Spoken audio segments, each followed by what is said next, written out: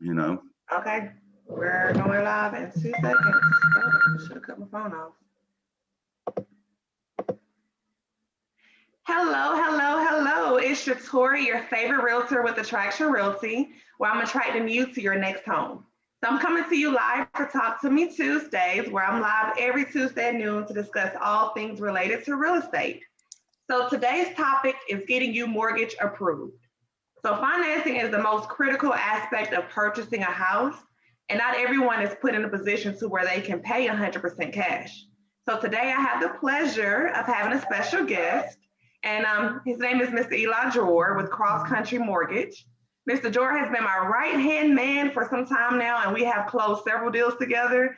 So he has always been there to deal with my list of questions and all of my tricky situation with buyers. So if you're watching live right now and have questions, feel free to post them and I'll be sure to get them over to Mr. Eli. So Mr. Eli, how are you doing today? Well, I'm doing fantastic. And how have you been? I've been wonderful. Can't complain, staying busy. And I definitely want to thank you for joining me today to educate everyone on how to get mortgage approved and how to get them to the closing table with the financing that they need. Very good. Tell us a little bit about yourself and how long you've been in the industry. Well, I've been in the industry for around 21 years, doing mortgages for first-time home buyers, which has been my pleasure to do that for all this time.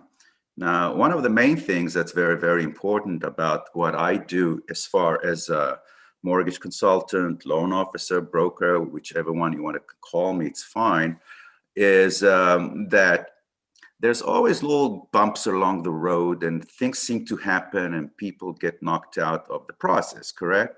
So I guess what we're here today is to help our people, our friends, not be stressed about the process because it's not good for either one, but to just be informed about what's going on and how you can get from point A to point Z, which is the most important part. Correct? So basically, so FHA, for example, for first-time home buyers requires a 3.5% down payment. And when people ask me what's a 3.5% down payment, I always tell them it's very, very simple. For every $100,000 of home you want to buy, you need to have 3.5% down payment, which is $3,500. So that's a very easy tool to use as far as how much money you need to have for down payment. But most people seem to forget that besides down payments, there's always closing costs, you know, and that's something that we just cannot avoid. Now, over the last year, it's been very, very hard for a lot of first-time home buyers because a lot of first-time home buyers have not saved all the closing costs. So they have to get it gifted from family members, which have to be immediate family members, which is by birth, okay? So having said that, so let's say you want a house of 200,000, let's just throw an easy number out there. You'll probably need $7,000 for down payment. As I said, it's 3,500 plus 3,500. And you would need approximately 2%, 2 to 3% in closing costs. And a lot of it depends also on the time of the year where closing costs are figured out as far as how much money you have to put for taxes, for your escrow, and so forth and so forth. And that's my job to explain to you as you come on board and we try to pre-approve you and I will let any person know exactly what they need and how much money they need to bring to the table. Now, the reason I'm making a big point about closing costs is because right now the market's very hot. And I remember when the market was not so very hot, and that was not too long ago, maybe 2 years ago. Do you remember that? I mean, do you remember you were able to put a bid and hope to wait and get an answer and you get it that night, right? What's happening to you right now is you probably have a lot of multiple offers. Is that correct? And you have to bid against multiple offers. Absolutely, it's a seller's market. So that's what I'm saying. So basically you need to have money because nobody today is going to give you money for closing costs, where it used to be a given before. And we used to do, I know you used to get 8,000, 9,000, 7,000, whatever thousand was necessary, you used to get. So now today's a little different. People don't want to give and they'll give it to the best and highest. Is that correct? Absolutely. It's correct. And a lot of people think, they don't believe me when I say that you have to come to the table with money and be ready to pay closing costs. Sellers are not giving you money to buy their homes anymore. It's hard.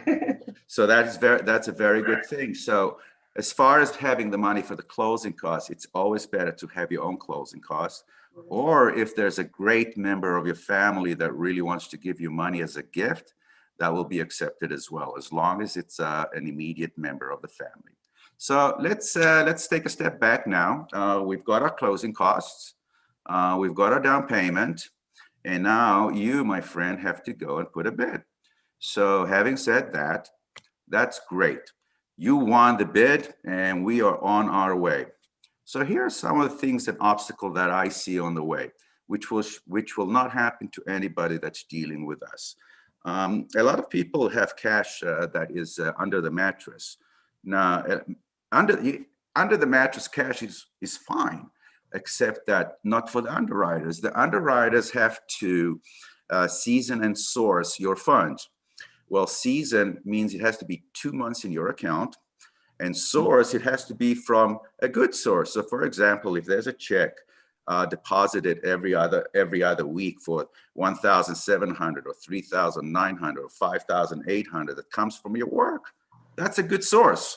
And it doesn't really have to be seasoned for 2 months, but any big deposit that you get from somewhere has to be seasoned for 2 months. At least not really seasoned, but it has to be understood that it's not coming from your under the mattress. So basically, cash is only king if you go and pay for the whole house in cash. As far as the underwriting guidelines, cash, unless you can prove that you have been depositing a certain amount of cash every week, then we can actually use it. And it all depends on what type of work you come from. So I've had many, many different kinds of occupations where they do receive cash and they do deposit it every week or every month or every certain amount of time. So we understand already that that's their type of work, and and that cash will always be there, but they already have a period to prove to us that it's being deposited over the last whatever amount of times that we need to prove to the underwriter, typically around 2 months. So having said that, if you have an opportunity not to save the cash under your mattress or under the bricks, I would always say put it in the bank, let it sit there, and let it season. But typically, if we have a cash situation, you and I will talk about it, we'll figure out, and we'll know if that's a good route to go or not. So absolutely. And we've had that situation before where people had to have cash and we had to figure out the legal ways to get it in there. So yeah, having it seasoned is the best option. So just put the money in there, let it sit, and then you work on getting the pre-approval. So let's talk about the qualifications, especially with income. Everybody has all different types of sources of income, from self-employed to W-2.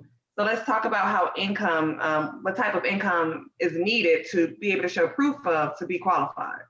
Well, there's a lot of different types of debt to income ratios. And a debt to income ratio means how much debt you have versus the income that you come in with. Conventional loans go about up to 50 max. FHA, certain situations will go up to 57%. The key is also, once you have the income, and we do agree on the income, we also have to agree on the expenses. And a lot of the time, there's a misconception about the student loans. And I'm hitting specifically on student loans right now, because most people think that because that they have student loans and they are in forbearance till whatever, for the most part, FHA does not care.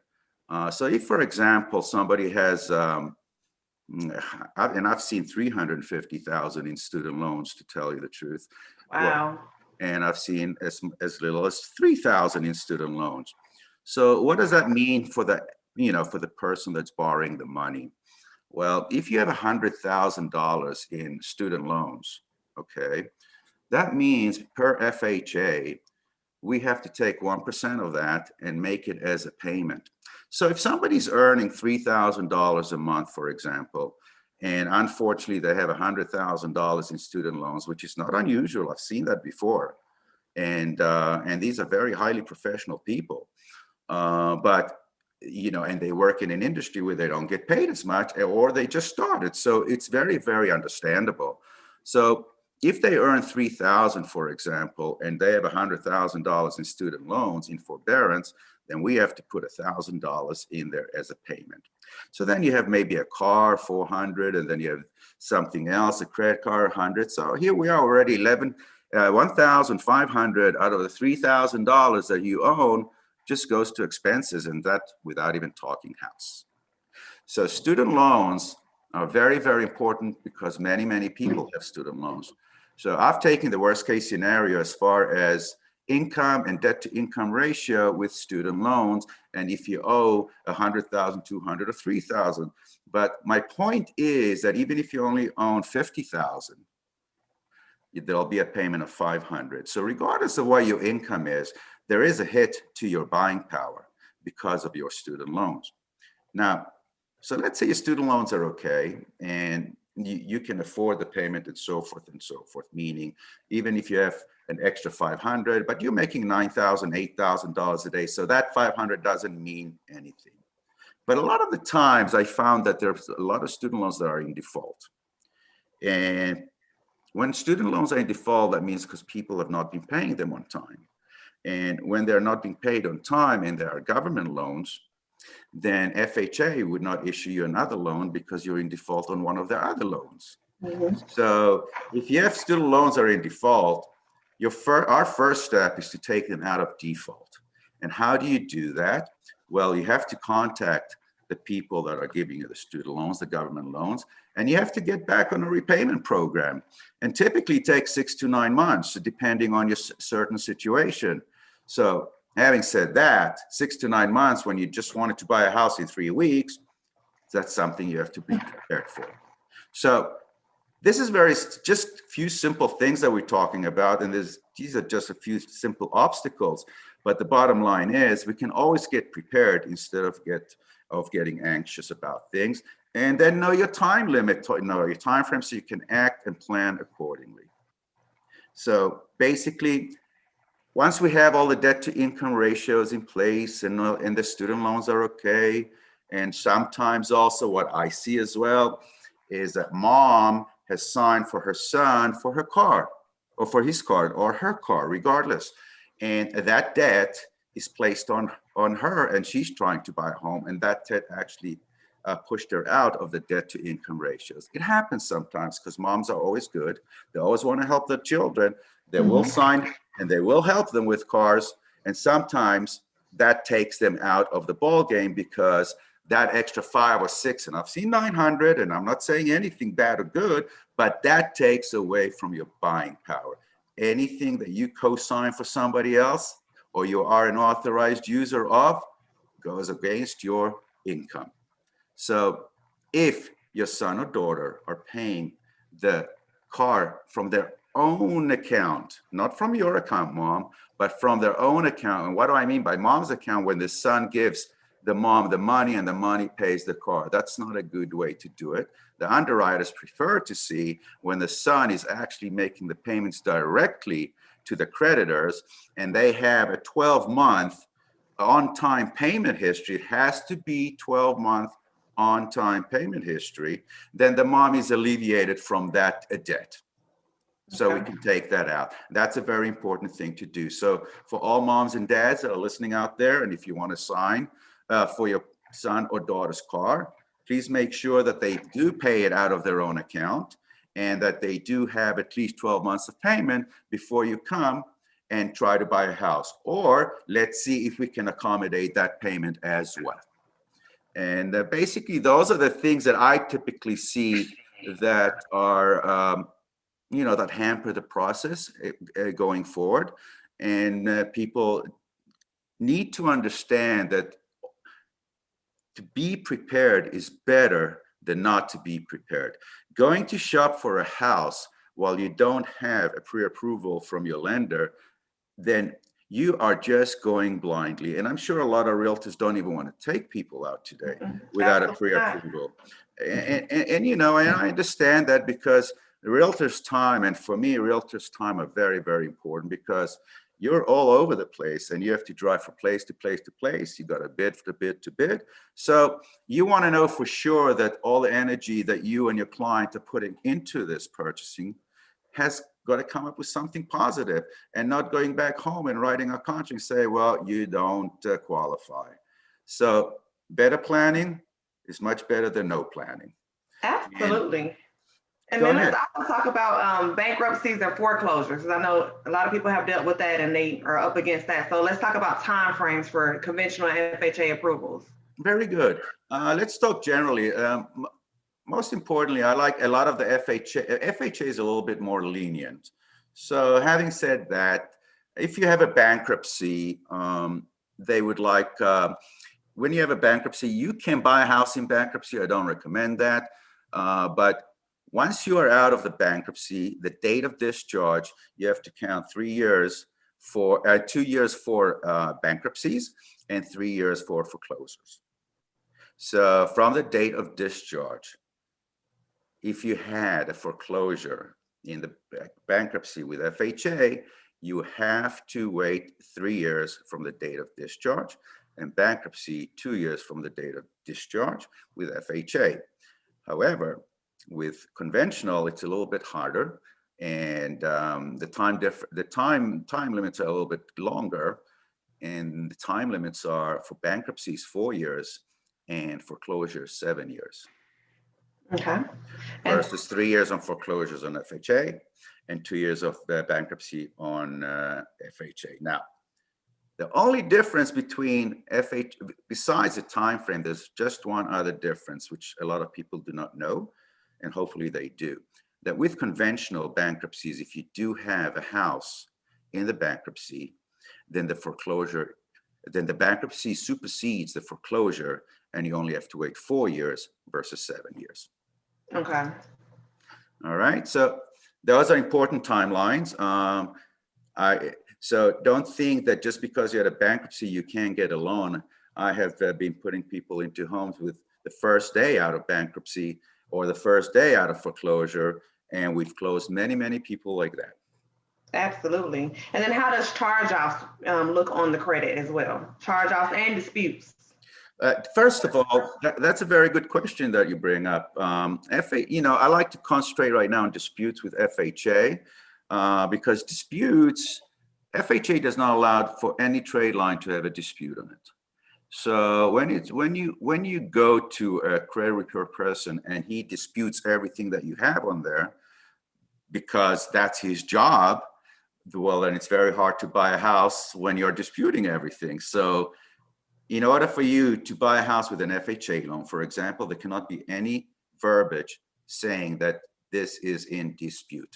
So this is in dispute verbiage has to be removed. And we know how to do that. And we also train people how to do that. It's not a big deal. It's just one phone call and it's done. So no disputes allowed while you're in FHA, okay? And basically most of the time, no disputes allowed in conventional.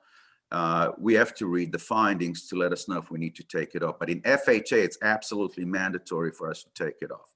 There's no such thing, because what happens with a dispute is you actually freeze that trade or that action in time. So it doesn't help your up or down score because it's in dispute, so it's frozen. So everything else around it is contributing to your score. Besides that, it's frozen in time. So when you take that dispute off, you can either go up or down. We don't know. And that's what the underwriters want to know. Now, charge-offs, it's when the company is charged off completely. There's no dispute, there's nothing. They know they're not going to get your money. And therefore, they charge it off to their books, meaning that for them, you're done. They got their money tax-wise somehow, some way with their charge-off. But as far as when you have a charge-off on, which is a good thing to know, when you have a charge-off in your on your credit report, for example, then we just put it as a charge-off and we don't put any payment towards a charge-off. However, when you have something that's not charged off and you just in arrears, and you haven't paid it for the last 9 months or 12 months, and it still doesn't say charge off. So if you have $2,000 that you owe on that particular thing, then we have to put a 5% payment, which is $100, even though you're not paying anything. So that again takes your buying power away. You know, when you have something that is not, that you owe money, or collection that you owe money on, that is not charged off, then we have to put 5% towards that payment, which in these days we try to have nothing taken away from you, because prices have really skyrocketed recently, and it's getting a lot harder to qualify people. So the more help you help yourself, the better it is for you. Perfect. So this has all have been great information. And then just to go back to the overall requirements to get pre-approved, as far as income and credit scores. So income, we're looking at if you're W-2s, then we're just only looking at your last couple of pay stubs, correct? And that is 100% correct. Yes. At your last 2 years of tax statements. Correct. So here's how it goes with W-2 versus self-employed person, right? That's the question, correct? Mm-hmm. W-2, we can go for just one pay stub as long as they are full-time employees.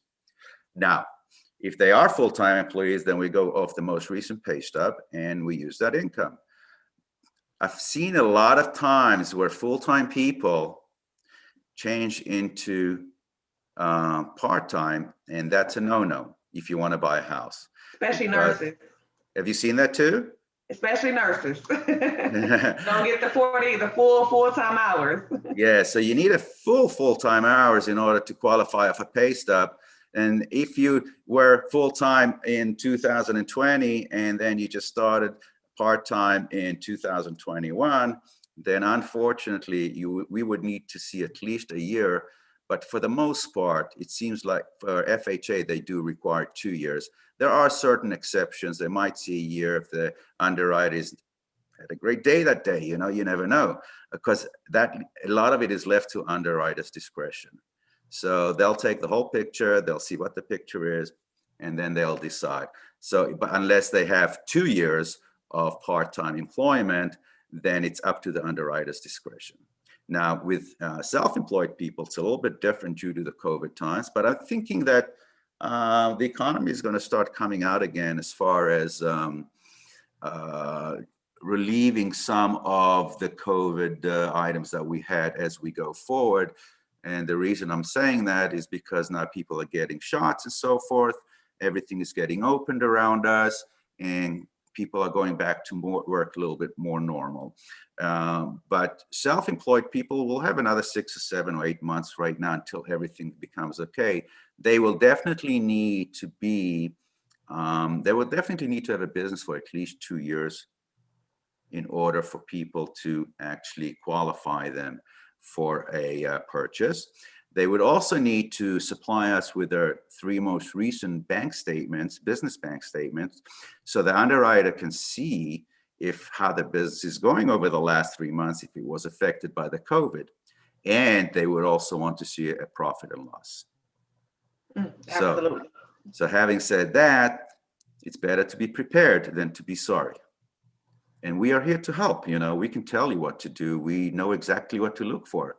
And after doing it for so many years, we've been able to help some people and make people understand what they need to do and how they can move forward. Okay. Did that answer your question? It did, absolutely. Definitely what I wanted to get into that was really good, especially for the business owners, because a lot of times they're all over the place and they haven't done their taxes, and it's like you have to do your taxes for the last 2 years for it to even be considered. And then a lot of times too, where the hiccup is with their write-offs, because every business owner is going to have write-offs. And so just keeping in remembrance of the adjusted gross income. Right. Is what you're looking at, and you're taking the adjusted gross income and dividing it by the number of months to get the average monthly income, correct?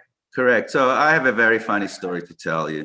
It's not funny. I mean, it's just a normal story. I was qualifying somebody on the phone, and we were talking about his income, and he's self-employed. And I said to him, so how much money have you made? He says, oh, I've made $100,000 this year. And I said, do you have any big deductions and so forth? He says, oh, no, everything's perfect. So I said, okay, well, you will qualify for this only after you send me your tax returns so I can dig into it. Well, to make a long story short, he deducted 90,000 and he only, and a few more things, and he had a loss of 350 per month. So that's to the point of what you're saying. Certain deductions you cannot add back. Some of the deductions that we can add back are mileage that you've been driving, and depletion and depreciation. But when you deduct 90,000 for equipment or 90,000 for that, then you can't add that back as income because you only pay taxes. Actually, you actually didn't pay any taxes because you had a loss for the whole year. So having said that, it's very, very important that when you do speak to self-employed people to actually see the tax returns.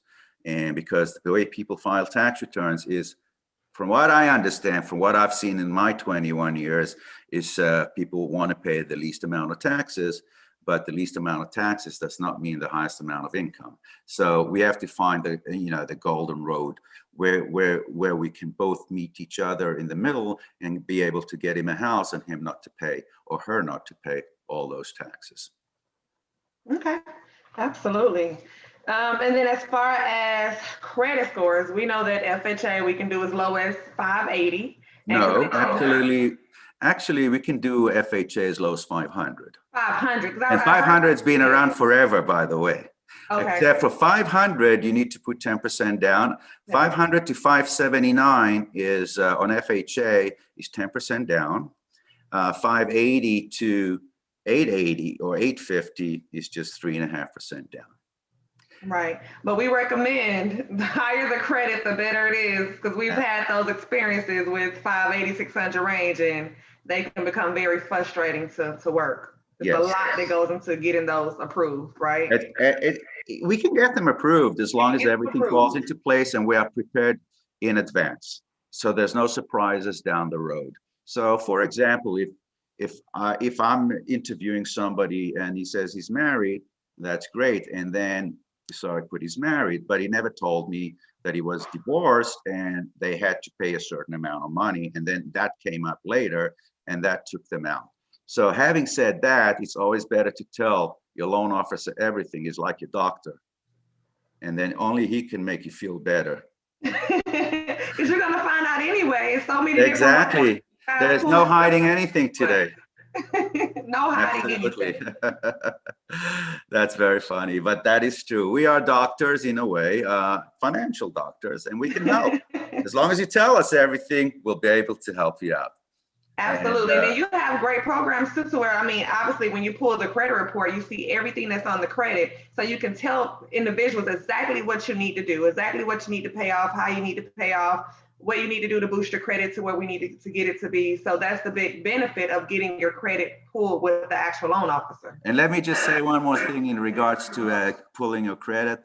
When people come into me and they ask me to tell them what they qualify for and they give me a number, how much they make, and I say, well, let's pull your credit. And they say, oh, no, it's going to ding me by 1 point. I say, 1 point, 2 points, who cares? I can show you how to get 20 points. What's the difference? Oh, no, I don't want you to see my credit right now. Well, if I can't see your credit, then I can't give the real story. Exactly. And that's one thing is not that big of a problem. It's not a big, pulling credit is not a big problem. You can pull credit many times in one day if you're looking for a mortgage, and it won't even hurt you 1 point.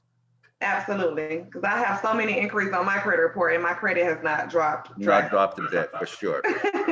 All right. I can go on and on and on. There's so much to talk about with the whole mortgage industry getting approved and the ins and outs and what goes on to get the full approval, because we're just talking about the pre-approval. So we still a whole journey to get to the closing table. But if anybody has any further questions, actually I have a few questions right now. So how long do you have to be on your job to get approved for FHA? Is it if it's a full-time job, just we usually one pay stub. As long as the pay stub shows us it's 40 hours a week and we do a verification of employment and they say, yes, you are a full-time employee, then we use the 40 hours. We won't use overtime and so forth, but we will use the full 40 hours. With a 2-year work history, correct? You have to have a 2-year work history, not specifically with that company. going backwards. So even if you were self-employed for 2 years before and you just came out and you said, I want to be full-time a W-2 employee, then you can get a loan. Okay, perfect. Okay, did anybody else have any other questions?